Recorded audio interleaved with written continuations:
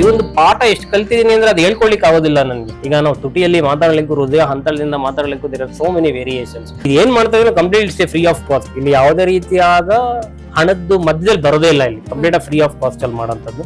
ಈ ಟ್ರೈನಿಂಗ್ ಜೊತೆಗೆ ಏನ್ ಮಾಡ್ತಾ ಇದೀನಿ ಅಂತ ಹೇಳಿದ್ರೆ ರಿಹ್ಯಾಬಿಲಿಟೇಷನ್ ಸೆಂಟರ್ಸ್, ಈ ಡ್ರಗ್ ಅಬ್ಯೂಸ್ ಎಲ್ಲಿ ಇರ್ತಾರೋ ಆಲ್ಕೋಹಾಲಿಕ್ ಅಲ್ಲೂ ಕೂಡ ಕ್ಲಾಸ್ ತಗೊಳಕ್ ಹೋಗ್ತೀನಿ, ಪರ್ಸನಾಲಿಟಿ ಡೆವಲಪ್ಮೆಂಟ್ ಅಂತ ಹೇಳ್ಬಿಟ್ಟು.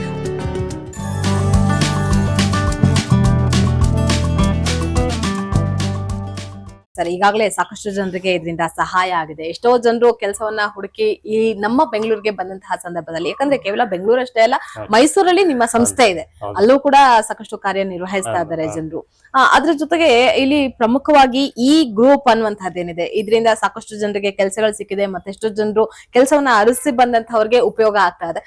ಇದರಿಂದ ಈ ಗ್ರೂಪ್ ನಿಂದ ಕಲಿತಂತಹ ಪಾಠ ನೀವು ಏನು? ಈ ಗ್ರೂಪ್ ಅಲ್ಲಿ ಪಾಠ ಕಲಿತಂತದ್ದು ತುಂಬಾನೇ ಎರಡು ವಿಂಗಡಣೆ ಮಾಡ್ಬೋದು. ಒಂದು ನಾನು ಜೀವನದಲ್ಲಿ ಕಲಿತಂತ ಪಾಠಗಳು, ಇನ್ನೊಂದು ಉದ್ಯೋಗದಾತರಿಗೆ ಹೆಂಗೆ ಸಹಾಯ ಮಾಡ್ಬೋದು ಅಂತ ಹೇಳ್ಬಿಟ್ಟು.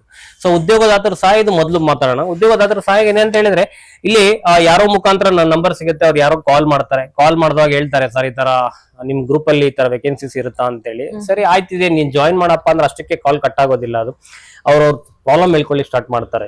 ಅಂದ್ರೆ ಅವ್ರ ಪ್ರಾಬ್ಲಮ್ಗಳು ಕೇಳ್ಕೊಂಡು ಹೋಗ್ತಾ ಇದ್ರೆ ನಮ್ಗೆ ನಿಜವಲ್ಲೂ ಇಷ್ಟೊಂದು ಕಷ್ಟ ಪಡ್ತಾರ ಜೀವನದಲ್ಲಿ. ನಾವು ನಮ್ದೇ ದೊಡ್ಡ ಕಷ್ಟ ಅನ್ಕೊಂಡ್ ಬಿಡ್ತೀವಿ. ಹೊರಗಡೆ ಹೋದಾಗ ಗೊತ್ತಾಗ್ತದೆ ಇದಕ್ಕಿನ್ನ ಇಷ್ಟೆಷ್ಟು ಕಷ್ಟಗಳು ಇರ್ತಾವಂತ. ಸುಮಾರು ಹುಡುಗರು ಕಾಲ್ ಮಾಡ್ತಾರೆ, ತಂದೆ ಕಳ್ಕೊಂಡಿರ್ತಾರೆ, ತಾಯಿ ಕಳ್ಕೊಂಡಿರ್ತಾರೆ, ಎಲ್ಲೋ ಬೆಳೀತಾ ಇರ್ತಾರೆ, ಅವ್ರ ಉದ್ಯೋಗದ ತುಂಬಾನೇ ಅವಶ್ಯಕತೆ ಇರುತ್ತೆ. ಇನ್ನೊಂದು ತಂದೆಯ ಇದರಿಂದ ಮಿಸಸ್ ಏನೋ ಒಂದು ತುಂಬಾ ಸಾಲಗಳು ಆಗ್ಬಿಟ್ಟಿರ್ತದೆ, ಅವ್ರು ದುಡಿಲೇಬೇಕಂತ ಅನಿವಾರ್ಯತೆ ಇರುತ್ತೆ. ತುಂಬಾ ಸ್ಕಿಲ್ ಇರುತ್ತೆ ಅವ್ರ ಹತ್ರ, ಬಟ್ ಉದ್ಯೋಗ ಅಂದ್ರೆ ಎಜುಕೇಶನ್ ಮಾಡ್ಲಿಕ್ಕೆ ಆಗಲ್ಲ, ಉದ್ಯೋಗದ ಬೇಕಾಗ್ತಾ ಇರುತ್ತೆ. ಈ ತರದ್ದು ಬರುವಂತ ಕಾಲ್ಗಳಲ್ಲಿ ಸುಮಾರು ತರ ವಿಭಿನ್ನವಾದ ಕಾಲ್ಗಳು ಬರ್ತಾ ಇರುತ್ತೆ. ಇದು ನನ್ನ ಜೀವನಕ್ಕೆ ಹೆಂಗ್ ಎಫೆಕ್ಟ್ ಆಗುತ್ತೆ ಅಂತ ಹೇಳಿದ್ರೆ, ಖಂಡಿತವಾಗ್ಲೂ ಕೂಡ ಆ ಜೀವನ ಅಂದಾಗ ನಾವು ಒಂದೇ ತರ ಹೋಗುತ್ತೆ ಅಂತ ಅನ್ಕೊಳ್ತೀವಿ. ಖಂಡಿತ ಅಲ್ಲ, ಜೀವನದಲ್ಲಿ ಏರಿಳಿತಗಳು ಇದ್ದೇ ಇರ್ತವೆ. ಮೇಲೆ ಹೋಗೋದು, ಕೆಳಕೊಂಡು ಡೌನ್ಸ್ ಬರ್ತಾ ಇರುತ್ತೆ. ಈ ಕೆಳಕ್ ಕುಗ್ಗೋದಾಗ ಈ ತರ ಕಾಲ್ಸ್ ಗಳು ಈ ತರ ಇದ್ ಕೇಳಿದಾಗ ಎಲ್ಲೋ ಒಂದ್ ಕಡೆ ನಮ್ ಟ್ರಿಗರ್ ಆಗುತ್ತೆ. ಖಂಡಿತ ನಾವು ಇನ್ನ ಸೋತಿಲ್ಲ, ಸೋಲಕ್ ಆಗ್ಲಿಲ್ಲ, ನಮ್ ಕೈಯಲ್ಲಿ ಎದ್ ನಿಂತ್ಕೊಳ್ಬಹುದು ಖಂಡಿತವಾಗ್ಲೂ ಕೂಡ. ಸೊ ಇದು ಈ ಒಂದು ಗ್ರೂಪ್ ಒಂದು ಏನ್ ಮಾಡಿ ಉದ್ಯೋಗ ಆಗ್ತಾ ಇಲ್ಲ, ಅದ್ರ ಜೊತೆಗೆ ಜೀವನದ ಪಾಠ ಎಷ್ಟು ಕಲ್ತಿದೀನಿ ಅಂದ್ರೆ ಅದು ಹೇಳ್ಕೊಳ್ಲಿಕ್ಕೆ ಆಗೋದಿಲ್ಲ ನನ್ಗೆ. ಈಗ ನಾವು ತುಟಿಯಲ್ಲಿ ಮಾತಾಡ್ಲಿಕ್ಕೂ ಹೃದಯ ಹಂತದಿಂದ ಮಾತಾಡ್ಲಿಕ್ಕೂ ಸೋ ಮೆನಿ ವೇರಿಯೇಷನ್ಸ್.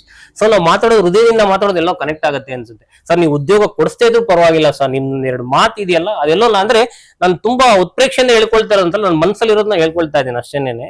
ಸೊ ಆತರ ಮೋಟಿವೇಶನ್ ಅಂದ್ರೆ ನಮಗ್ ನಾವು ಕೀಪ್ ಇನ್ಸ್ಪೈರ್ಡ್ ಅಂತ ಹೇಳ್ಬಿಟ್ಟು. ಹೌದು, ಖಂಡಿತವಾಗ್ಲಿ ಉದ್ಯೋಗವನ್ನ ಹರಿಸಿ ಬಂದಂತಹವ್ರಿಗೆ ಅವರ ಶ್ರಮ ಎಷ್ಟೇ ಪ್ರಯತ್ನಗಳು ಪಟ್ಟರು ಕೂಡ ಪಡೆದಲೇ ಇರುವಂತಹ ಸಂದರ್ಭದಲ್ಲಿ, ಸಿಗ್ದಲೇ ಇರುವಂತಹ ಸಂದರ್ಭದಲ್ಲಿ ಡಿಪ್ರೆಷನ್ ಅನ್ನುವಂಥದ್ದು ತುಂಬಾ ಅವರನ್ನ ಕಾಡುತ್ತೆ. ಅದು ಅವರ ಮನೆ ಮೇಲೆ, ಅವ್ರ ಮೇಲೆ, ಅದು ಯಾವ ಹಂತಕ್ಕೆ ಹೋಗುತ್ತೆ ಅಂತ ಹೇಳೋದಕ್ಕಾಗೋದಿಲ್ಲ. ಅದರ ಜೊತೆಗೆ ಸಾಮಾನ್ಯ ಮನುಷ್ಯರೇ ಹಾಗೆ ಅಂದ್ಮೇಲೆ ವಿಶೇಷ ವ್ಯಕ್ತಿಗಳು ಅಂತ ಅನ್ನಿಸ್ಕೊಂಡವ್ರು ಇರ್ತಾರೆ. ಅಂಥವ್ರಿಗೂ ಕೂಡ ಕೆಲಸದ ಅನಿವಾರ್ಯತೆ ಅನ್ನುವಂಥದ್ದು ತುಂಬಾ ಇರುತ್ತೆ.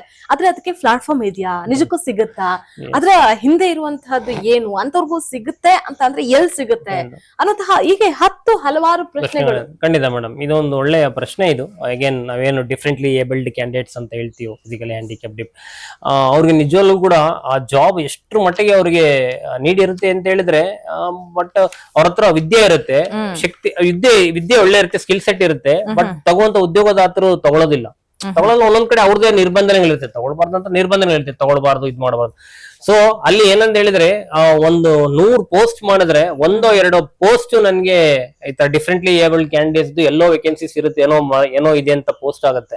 ಅದು ಎಸ್ಪೆಷಲಿ ಡಿಫ್ರೆಂಟ್ಲಿ ಏಬಲ್ಡ್ ಕ್ಯಾಂಡಿಡೇಟ್ಸ್ ಏನಾದ್ರು ಬಂದ್ಬಿಡುತ್ತಂದ್ರೆ ಅದಕ್ಕೆ ಸ್ವಲ್ಪ ಪ್ರಾಮುಖ್ಯತೆ ಜಾಸ್ತಿ ಕೊಟ್ಬಿಡ್ತೀನಿ. ನಾನು ಏನ್ ಮಾಡ್ತೀನಿ ಅಂತ ಹೇಳಿದ್ರೆ, ಫಾರ್ ಎಕ್ಸಾಂಪಲ್ 10ನೇ ತಾರೀಕಿಗೆ, ಈ ಉದಾಹರಣೆಗೆ ಇವತ್ತೇನೋ 10ನೇ ತಾರೀಕು, 15ನೇ ತಾರೀಕು ಎಲ್ಲೋ ಒಂದು ಉದ್ಯೋಗ ಮೇಳ ಇದೆ ಡಿಫ್ರೆಂಟ್ಲಿ ಏಬಲ್ಡ್ ಕ್ಯಾಂಡಿಡೇಟ್ಸ್ ಅಂತ ಇರುವಾಗ, ಆ ಪರ್ಟಿಕ್ಯುಲರ್ ಪೋಸ್ಟ್ ನನ್ನ ಗ್ಯಾಲರಿ ಸೇವ್ ಮಾಡ್ಕೊಂಡು ಫ್ರೀಕ್ವೆಂಟ್ ಆಗಿ ಪೋಸ್ಟ್ ಮಾಡ್ತಾ ಇರ್ತೀನಿ. ಯಾರಿಗೋ ಕನೆಕ್ಟ್ ಆಗ್ಬಿಡ್ಲಿ, ಯಾರಿಗೋ ಹೆಲ್ಪ್ ಆಗ್ಬಿಡ್ಲಿ ಅಂತ ಹೇಳ್ಬಿಟ್ಟು. ಇದ್ರ ಜೊತೆಗೆ ಯಾರು ಡಿಫ್ರೆಂಟ್ ಏಬಲ್ ನನ್ನ ಹತ್ರ ಮಾತಾಡಿ ಇದ್ ಮಾಡ್ತಲ್ಲ, ಅವ್ರನ್ನ ಹೆಸರು ಸೇವ್ ಮಾಡ್ಕೊಂಡ್ಬಿಟ್ಟಿರ್ತೀನಿ. ಅವ್ರು ನಾನು ಪರ್ಸನಲ್ ಆಗಿ ಕಳಿಸ್ಬಿಡ್ತೀನಿ, ಇಂಥ ಕಡೆ ಇದೆ ನೋಡಪ್ಪ, ಇಲ್ಲ ಏನಾದ್ರು ಇದು ಮಾಡಬಹುದು ಅಂತ. ಅದು ಅವ್ರು ತಕ್ಕ ಮಟ್ಟಿಗೆ ಹೆಲ್ಪ್ ಆಗುತ್ತೆ. ಇನ್ನೊಂದು ಏನು ಅಂತ ಹೇಳಿದ್ರೆ, ತುಂಬಾ ಪೋಸ್ಟ್ ನಾನು ಟೆಲಿಗ್ರಾಮ್ ಅಲ್ಲಿ ಹಾಕೋದ್ರಿಂದ ಮಧ್ಯ ಮಿಸ್ ಆಗೋದು ಅನ್ನೋ ಕಾರಣಕ್ಕೆ ಏನ್ ಮಾಡ್ತೀನಿ, ಅದನ್ನ ಸಪರೇಟ್ ಆಗಿ ನಾನು ಸೇವ್ ಮಾಡ್ಕೊಂಡು ವಾಟ್ಸ್ಆಪ್ ಸ್ಟೇಟಸ್ ಅಲ್ಲಿ ರನ್ ಮಾಡಕ್ ಸ್ಟಾರ್ಟ್ ಮಾಡಿ. ಸ್ಟೇಟಸ್ ಅಲ್ಲಿ ತುಂಬಾ ವ್ಯೂಸ್ ಆಗುತ್ತೆ, ತುಂಬಾ ಗ್ಯಾಲರಿಯಲ್ಲಿ ಸೇವ್ ಆಗಿರೋದ್ರಿಂದ ನಂದು ಸುಮಾರು ಜನ ಇದಾಗುತ್ತೆ. ಅವ್ರು ಅಲ್ಲಿ ಹಾಕ್ಬಿಡ್ತಾರೆ, ಜಸ್ಟ್ ಒಂದು ಲೈನ್ ಹಾಕ್ಬಿಡ್ತಾರೆ, please share it to the needy persons ಅಂತ ಹೇಳ್ಬಿಡ್ತೀನಿ ಕಡೆ. ಸೊ ಎಲ್ಲ ಕರೆಕ್ಟ್ ಆಗುತ್ತಲ್ಲ, ಸಾಕಷ್ಟೇನೆ. ಒಂದ್ 10 ಜನದಲ್ಲಿ ಒಬ್ಬರಿಗೆ ಇದರಿಂದ ಸಿಕ್ತು ಅಂತ ಕೂಡ ಮಾಡಿದ ಕೆಲಸ ಸಾರ್ಥಕತೆ ಆಗುತ್ತೆ, ನಮಗೆಲ್ಲ ಒಂದ್ ಕಡೆ ಖುಷಿ ಸಿಗುತ್ತೆ. ಈಗಾಗಲೇ ಆಲ್ಮೋಸ್ಟ್ ನಮ್ದು ಏನಪ್ಪಾ ಅಂತಂದ್ರೆ ಇಲ್ಲಿ ಉದ್ಯೋಗ ನಿಮಿತ್ತ ಕಂಪ್ಲೀಟ್ ನೆಟ್ವರ್ಕ್ ಬೇಸ್ಡ್ ಇದೆ. ಇದು ನೆಟ್ವರ್ಕ್ ಹೇಗೆ ಕನೆಕ್ಟ್ ಆಗುತ್ತೆ ಅನ್ನುವಂಥದ್ದು ಕೂಡ ಪ್ರಮುಖ ಪಾತ್ರವನ್ನು ವಹಿಸುತ್ತೆ. ಇಲ್ಲಿ ಉದ್ಯೋಗ ನಿಮಿತ್ತಂನಲ್ಲಿ ನೆಟ್ವರ್ಕ್ ಹೇಗೆ ಅಂತ ನೋಡುತ್ತಂದ್ರೆ ಎಲ್ಲರ ಹತ್ರ ವಾಟ್ಸ್ಆಪ್ ಇರುತ್ತೆ, ಎಲ್ಲರ ಹತ್ರ ಫೇಸ್ಬುಕ್ ಇರುತ್ತೆ, ಎಲ್ಲರ ಟೆಲಿಗ್ರಾಮ್ ಲಿಂಕ್ ಇರುತ್ತೆ. ಇರುವಂತದ್ನೇ ಕನೆಕ್ಟ್ ಮಾಡ್ತಾ ಇದೀನಿ ಅಷ್ಟೇ. ಬೇರೆ ಇನ್ನೇನ್ ಟೆಕ್ನಾಲಜಿ ಸಾಫ್ಟ್ವೇರ್ ತಗೊಂಡ್ಬಂದ್ ಹಾಕಿರೋದು ಸಪರೇಟ್ ಆಪ್ ಕ್ರಿಯೇಟ್ ಮಾಡಿರುವಂತದ್ದು ಏನಿಲ್ಲ. ಇದರಲ್ಲಿ ಜೋಡಣೆಯ ಕೆಲಸ ಆಗ್ತಾ ಇದೆ, ಇರೋ ಪ್ಲಾಟ್ಫಾರ್ಮ್ ನ ಯೂಟಿಲೈಸ್ ಮಾಡ್ಕೊಳ್ತಾ ಇದಾರೆ ಅಷ್ಟೇ.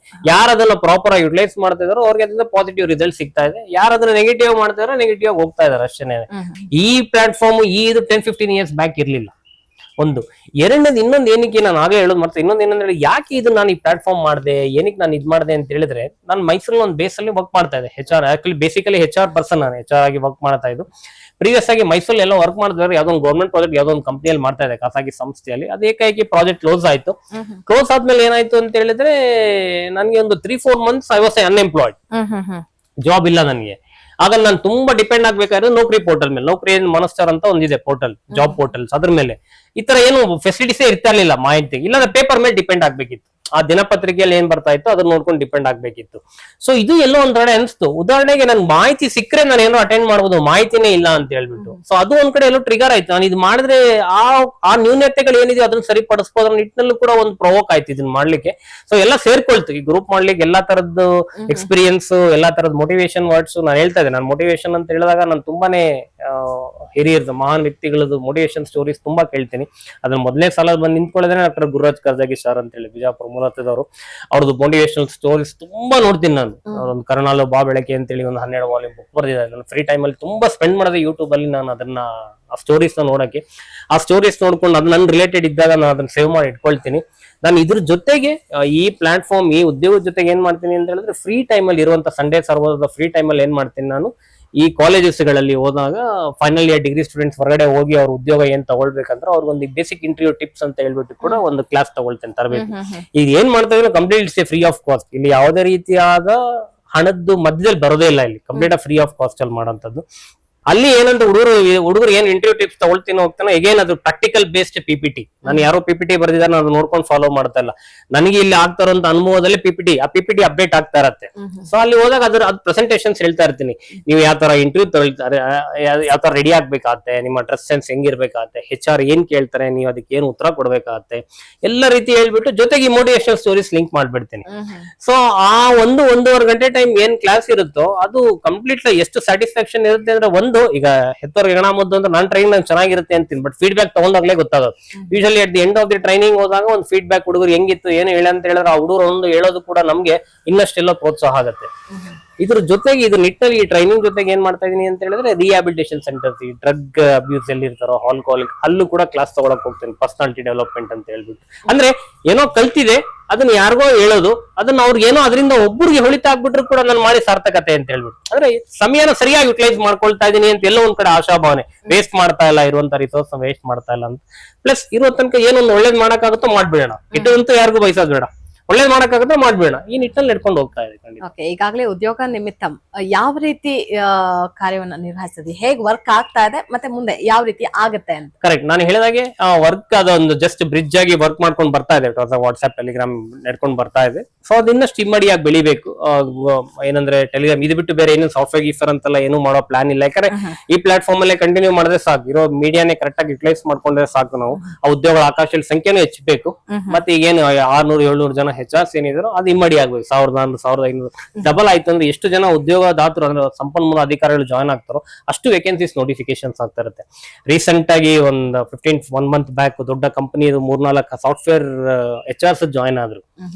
ಖುಷಿ ಕೊಡುತ್ತೆ. ಎಲ್ಲ ನಿಮ್ಗೆ ಹೆಂಗ್ ಸಿಕ್ತು ಏನ್ ಇನ್ಫಾರ್ಮೇಶನ್ ಇಲ್ಲ, I got some information through some other person ಅಂತ ಹೇಳ್ಬಿಟ್ಟು ಆ ಕಂಪನಿಯ HR ಜಾಯ್ನ್ ಆಗೋದು ನನ್ಗೆಲ್ಲ ಒಂದ್ ಕಡೆ ಮನ್ಸಲ್ಲಿ, ಅದು ಹೆಸರು ಹೇಳ್ಕೊಳ್ಳೋದು ಬೇಡ ಅದು, ಬಟ್ ಎಲ್ಲೋ ಹೆಮ್ಮೆ ಅನ್ಸುತ್ತೆ. ಅದು ಆ ಕಂಪ್ನಿ HRs ಜಾಯ್ನ್ ಆಗ್ಬಿಟ್ರು ನನ್ಗೀಗ. ಸೊ ಖುಷಿ ಇತ್ತು. ಅದು ಒಂದ್ ಕಡೆ ಎಲ್ಲೋ ಇತ್ತು, ಈ ತರ ದೊಡ್ಡ ಕಂಪನಿಯವ್ರು ನನ್ನ ಗ್ರೂಪ್ ಜಾಯ್ನ್ ಆಗ್ಬೇಕು. ಸೊ ಯಾರು ಸುಮ್ನೆ ಜಾಯ್ನ್ ಆಗಲ್ಲ, ಅವರು ಹಿನ್ನೆಲೆ ಎಲ್ಲ ಪರಿಶೀಲನೆ ಮಾಡಿದ್ರು. ಅದು ಪ್ರೊಫೆಷನಲ್ ಕಂಪನಿಯವರು ಸುಮ್ನೆ ಜಾಯ್ನ್ ಆಗಲ್ಲ. ಹಿನ್ನೆಲೆ ಜಾಯ್ನ್ ಆಗ್ತಾರೆ, ಅವ್ರಿಗೆಲ್ಲ ಸಹಕಾರಿ ಆದ್ರೆ ಇಟ್ಸ್ ವೆಲ್ ಅಂಡ್ ಗುಡ್ ಅಲ್ಲ, ನಮ್ಗೆ ಅದಕ್ಕಿಂತ ಹೆಚ್ಚು ಇನ್ನೇನ್ ಬೇಕಲ್ಲ. ಒಂದು ಯಾಕೆ ಗ್ರೂಪ್ ಇಷ್ಟೊಂದು ಸಕ್ಸಸ್ ಆಗ್ತಾ ಇದೆ, ಏನಾಗ್ತಾ ಇದೆ, ಅದಕ್ಕೊಂದು ಕಾರಣ ಅಂತ ಹೇಳಿದ್ರೆ ಗ್ರೂಪ್ ನಾನು ಹಂಗೆ ಪೋಸ್ಟ್ ಮಾಡೋದಿಲ್ಲ, ಜೆನ್ಯೂನಿಟಿ ಫ್ಯಾಕ್ಟ್ ಚೆಕ್ ಮಾಡ್ಕೊಳ್ತೀನಿ. ಜಸ್ಟ್ ವೇಕೆನ್ಸಿ ಹಾಕ್ಬಿಟ್ಟು ಮೊಬೈಲ್ ನಂಬರ್ ಹಾಕ್ಬಿಟ್ಟು ಕಳಿಸ್ಬಿಟ್ಟು ಇಂಥ ಕಡೆ ವೇಕೆನ್ಸಿ ಇದೆ ಅಂತ ಹೇಳಿದ್ರೆ, ಫಾರ್ ಎಕ್ಸಾಂಪಲ್ ಯಾವ್ದೋ ಒಂದು XYZ ಕಂಪನಿ ಅಂತ ಹೇಳಿ ಈ ತರ ಮಾರ್ಕೆಟಿಂಗ್ ಎಕ್ಸಿಕ್ಯೂಟಿವ್ಸ್ ಬಂದಿದ್ದಾರೆ, ಸಾಫ್ಟ್ವೇರ್ ಇಂಜಿನಿಯರ್ಸ್ ಬೇಕಿದ್ದಾರೆ, ಬಂದ್ಬಿಟ್ಟು ಪ್ಲೀಸ್ ಕಾಂಟ್ಯಾಕ್ಟ್ ಅಂತ ನಂಬರ್ ಹಾಕ್ಬಿಟ್ರೆ ಅಷ್ಟನ್ನ ಗ್ರೂಪ್ ಶೇರ್ ಮಾಡೋದೇ ಇಲ್ಲ. ಅಲ್ಲಿ ಅವ್ನು ಫುಲ್ ಇನ್ಫಾರ್ಮೇಶನ್ ಕೊಡಬೇಕು, ಯಾವ ಕಂಪನಿಗೆ, ಎಲ್ಲಿ ಲೊಕೇಶನ್ ಇದೆ, ಯಾವ ಅಡ್ರೆಸ್ ಇದೆ, ಯಾವ್ದು ಅಫಿಷಿಯಲ್ ಮೇಲ್ ಐಡಿ ಇದೆ, ಅದನ್ನ ಜೆನ್ಯೂನಿಟಿ ಚೆಕ್ ಮಾಡ್ಕೊಂಡೇ ಮಾಡ್ತೀನಿ. ಅಲ್ಲಿ ಉದ್ಯೋಗ ಆಕಾಂಕ್ಷಿಗಳು ಏನ್ ಮಾಡ್ತಾರೋ ಅವ್ರನ್ನ ಕಣ್ಣು ಮುಚ್ಕೊಂಡು ಹಾಕ್ಬೋದು. ಇಲ್ಲಿ ಪೋಸ್ಟ್ ಆಗಿರೋದು 100% ಪಕ್ಕಾ ಇರುತ್ತೆ ಇನ್ಫಾರ್ಮೇಶನ್ ಅಂತ ಹೇಳಿದ್ರೆ, ಕನ್ಸಲ್ಟೆನ್ಸಿ ಅವ್ರು ಯಾರು ಇರೋದಿಲ್ಲ ಅಂತ. ಇದ್ರ ಮಧ್ಯೆ ಏನ್ ಮಾಡ್ತಾ ಇರ್ತೀನಿ, ನಾವು ಒಂದು ಮೆಸೇಜ್ ಡ್ರಾಪ್ ಮಾಡ್ತಾ ಇರ್ತೀನಿ, ಅಂದ್ರೆ ಈ ಗ್ರೂಪ್ ಇರೋದು ಸೋಷಿಯಲ್ ಸರ್ವಿಸ್ ಪರ್ಪಸ್ಗೆ, ಇಲ್ಲಿ ಯಾವುದೇ ರೀತಿಯ ಹಣ ಯಾರಿಗೂ ನೀವು ಕೊಡಬಾರ್ದು, ಹಣ ಕೊಟ್ರೆ ದಯವಿಟ್ಟು ನನ್ ಗಮನಕ್ಕೆ ತಗೊಂಬನ್ನಿ, HR ಹೊಡೆ ತಗೊಂಡ್ಬಂದ್ಬಿಡ್ತೀನಿ ಅಂತ. ಸೊ ಈ ತರ ಆಗಿರೋದು ಉಂಟು. HR ಗೊತ್ತಿದ್ರೆ ಜಾಯ್ನ್ ಆಗಿರ್ತಾರೆ, ಜಾಯ್ನ್ ಆದ್ಮೇಲೆ 1,000-2,000 ಕೊಡು ಅಂತ ಕೇಳಿರ್ತಾರೆ. ಅವ್ರು ನನ್ ಪರ್ಸನಲ್ ಆಗಿ ಹುಡುಗರು ಕಳ್ಸಿರ್ತಾರೆ, ಸರ್ ನೀವು ನೋಡಿದ್ರೆ ಹಣ ಇಲ್ಲ ಅಂತ ಇಂಥವ್ರು ಕೇಳಿದಾರೆ, ಯಾರು ನಂಬರ್ ಕಳಿಸ್ರೆ HR ಇದೆ ಅವ್ರು ಫಸ್ಟ್ ಹೊರಡೆ ತೆಗ್ದ್ಬಿಡ್ತೀನಿ ಗ್ರೂಪ್ ಇಂದ, ಇರೋದಿಲ್ಲ, ಅನ್ಬ್ಲಾಕ್ ಮಾಡಿ ಇಟ್ಬಿಡ್ತೀನಿ, ಬ್ಲಾಕ್ ಮಾಡಿ ಇಟ್ಬಿಡ್ತೀನಿ, ಅವ್ರು ಸೇರ್ಪಡೆ ಆಗೋದಿಲ್ಲ. ಸೊ ಆ ಜೆನ್ಯೂನಿಟಿ ಫ್ಯಾಕ್ಟ್ ಮೇಲೆ ಏನಾಗ್ತಾ ಇದೆ, ಗ್ರೂಪ್ ಅಲ್ಲಿ ಜಾಯ್ನ್ ಆದವರೆಲ್ಲ ಒಂಥರ ನಂಬಿಕೆ ಎಸ್ ಆಗ್ತಾ ಇದೆ ಅಂತ ಹೇಳಿ.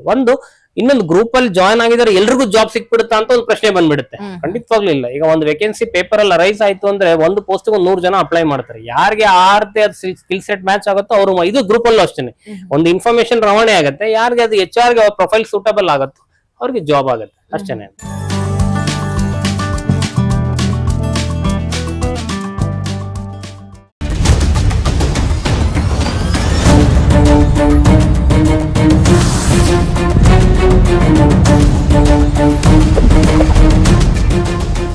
BNTV, ಇದು ನಿಮ್ಮ ಧ್ವನಿ.